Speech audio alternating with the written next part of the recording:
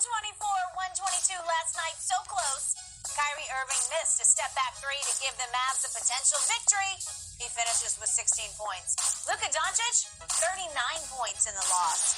Shannon, jump in here. What does it tell you that it was Kyrie who took the final shot of the game? Well, it tells me that J-Kid trusted him and know that Kyrie can make those shots. He struggled all game long, so I'm a little surprised that they chose to put the ball in his hand considering how much he had struggled, and Luka had it going. But we see Jason Tatum on Saturday night struggle basically the entire game. And when they needed to make a shot, the coach says, okay, we're gonna run this set, get the ball to JT, do what you do. And he knocked the shot down. This is a make or miss league. There have been more missed shots to win games at the end than made shots, and Kyrie just so happened to miss this one. We know he can take and make big shots. We've seen him do it throughout the course of his career. He took a shot, he missed a shot. I don't read any more into it than that. I am a little surprised considering that he was struggling. He struggled shooting the ball the last 3 games for the Mavericks, but he's averaging 25.7 assists in 7 games with the Mavericks. But Luka did have it going. Luka was the main reason they got back into the ball game. So I am a little surprised at the direction that J-Kid chose to go in at the end of the game, considering that Luka had it going for the lion's share of the game, Skip. But I'm not reading too much into it. And Kyrie said he appreciates the coaching staff having the trust in him, his teammates having the trust in him, and the comfort they gave him after the game, even though he missed the shot. He's putting a lot of pressure on himself, Skip.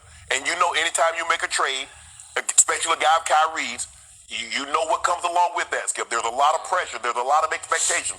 Basically, you're a hired gun. You're a mercenary. You were brought to deliver something. And right now, it's not going according to plan.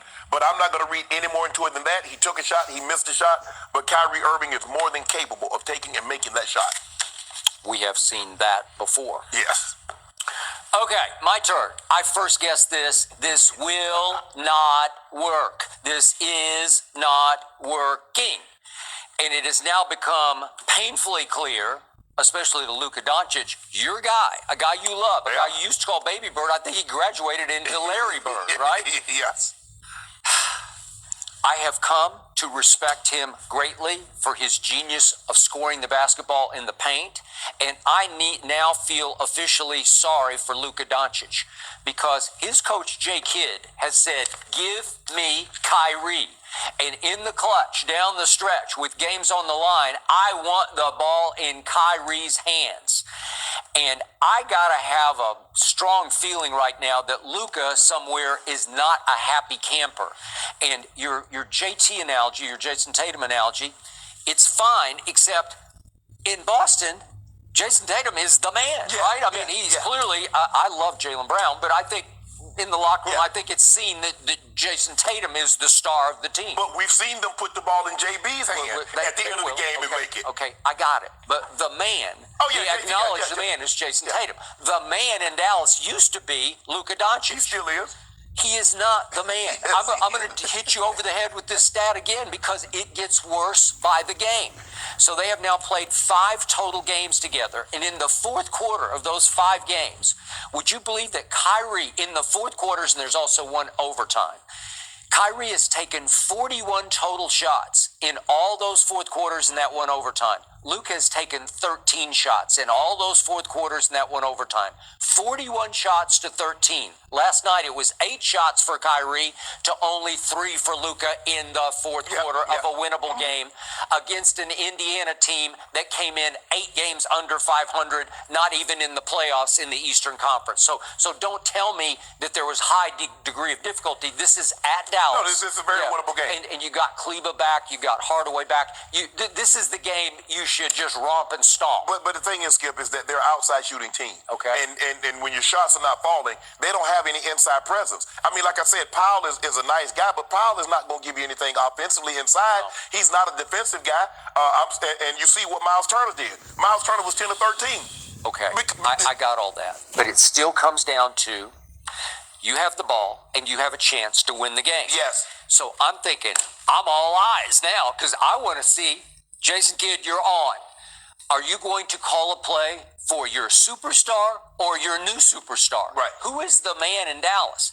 And he clearly called this play for Kyrie. Yeah, absolutely. We can see it now Kyrie goes in against motion. the ball. Oh, we lost our one monitor. here, We but we got got it. another one. Okay, so here's the final play. Kyrie kind of loops around the formation to take the pass, and clearly they're just going to clear Clear that it out. side and just let you just do this. And by the way, I was impressed that Rick Carlisle he put little T.J. McConnell in the game. He's listed at 6'1", but do you think McConnell's? I think he's like 5'11", right? But he is quick, and he has kind of a low base of gravity, and he did a nice job of mirroring Kyrie on the play. Well, Kyrie went for the win. Yep. Because I thought he had him crossed up, Skip, and he could have got foot closer to the basket, but he went for the win. He went for the win. He did the step back three, and I thought McConnell bothered him just enough that it was offline, and it really didn't have much of a shot to go in. Mm-hmm. And Luka just stood over in the corner and watched the play unfold. If you're Luka and you're a big Luka fan, are you happy with this? Are you happy with 41 shots to your 13 in fourth quarters and overtime? I think the thing is Luka's looking at it like, no, I'm not happy that we've been losing. No, I'm not happy about that. I'm not happy with the way I played Sunday because I didn't play particularly well, especially in the second half of the ball game. But Skip, if you look at Luka played 14 of 25. He wasn't good. He wasn't good from the three, but he was 8 of 12 from the free throw line. 39 points, and he was the main reason that got you back in the game. I got it. Playmaking. Okay, I got it. Which means when you go to that sideline huddle, remember when LeBron that one time in Chicago got so mad at Blatt? Yeah.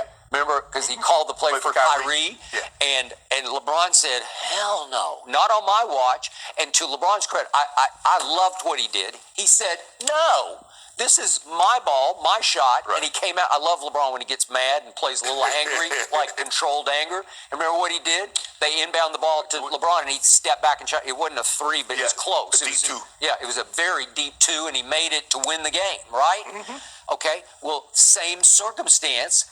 He is calling the play for Kyrie, and Luka has 39 points in the game, to your point. Yes. And Kyrie, to your point, is at that point 0 for 3 from 3. Yes. So Kyrie hadn't even made 1 3 the whole game. Mm-hmm. And we're saying, we want you to shoot a 3 or whatever you want to shoot. But the point is, the odds are you're going to wind up shooting a 3. Right. With that little time left, you're probably going to get some kind of a step back 3. Yeah. Yes. Okay? So does that make sense to you? If you're Luka, do you not go home thinking, what the hell has just happened to my career?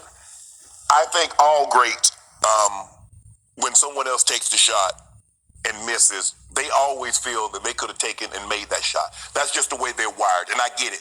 I mean, you call a play and somebody else doesn't get the first down or they don't catch the ball. I'm like, well, damn, you could have called a play for your boy. But I understand. But you have to understand, Kyrie has been in this situation before. He's taken and made big shots. Luka has taken and made big shots. I think the thing that is that you're getting at is that Luka's like, I've been here. I'm the guy.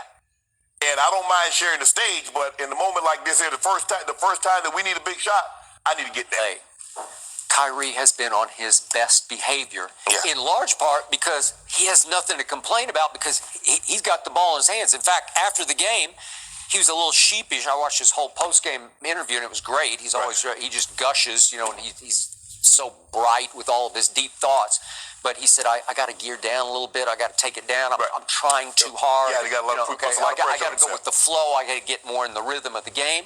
Well, there's nothing. He can have no complaints about this situation because they are saying the team is yours. In the fourth quarter, you take us home. Right. And he has shown, to your point, a propensity for making big. He made a big one for LeBron in Game 7. Hold that. What was that last year in the fourth quarter of Game 1 when he dropped like 40, but he had like 21 in the fourth quarter, and he kept them afloat. They lost, but he was sensational. He was sensational. He is capable. Absolutely. Okay? Absolutely. All right, but they're losing.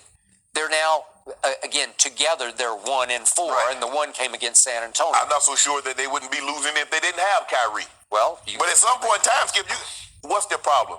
Guess what?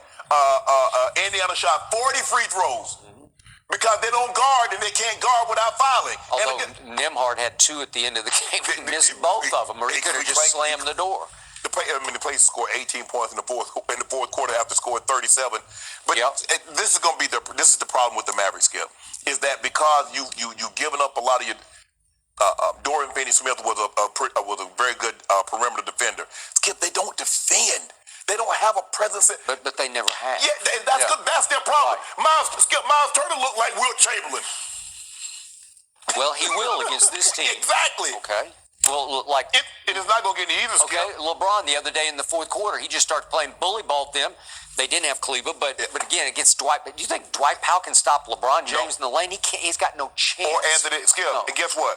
They got the Sixers on Thursday. What the hell you think Joel Embiid's going to do? Lick and chop. Exactly. Yep. And then you got the Suns on Sunday with KD. Okay. So it's not going to get any easier. I hope it's going to be KD. I'm just holding my breath. Well, he plays tonight. He's going to be. Monty says he's on a minutes restriction. Okay. So what you thinking? 20, 25? Okay. At least 25. I don't know, but I still want to actually see him in action. Yeah. It's been a while. It's been 9 weeks, almost 2 months. It's been a long time. That's another sort of mysterious injury where he just sprained his knee. Right. But you never know. Okay. So the point here is, my big takeaway is that Jason Kidd has gotten a little sick and tired of Luka. And you can see it. You can see it in his comments after they blew the 27-point lead. He was critical of Luka, complaining to the referees. Yes. You get tired of him complaining to the referees. Jason Kidd was not a complainer when he played, and he was a great player. Right. Okay? So he's just saying, you got to listen to me. Right. And it's almost like he's trying to teach him a lesson with Kyrie. Kyrie is the more decorated player. Luka's not won anything, right? Right. Okay. So Jason Kidd is favoring Kyrie, to me, in part to sort of force Luka to mature, right? Yes. Because he's got another co-superstar who he can say he does it the right way. Right. He's more clutch. He doesn't complain to the refs like you do. Yeah, I just, Skip, it's just like Luka is just, he's Luka. And Jason Kidd is trying to reach him any way he possibly can. Is. And, just growing pains. He just turned 24. He just turned 24. Yeah, I know, but doesn't he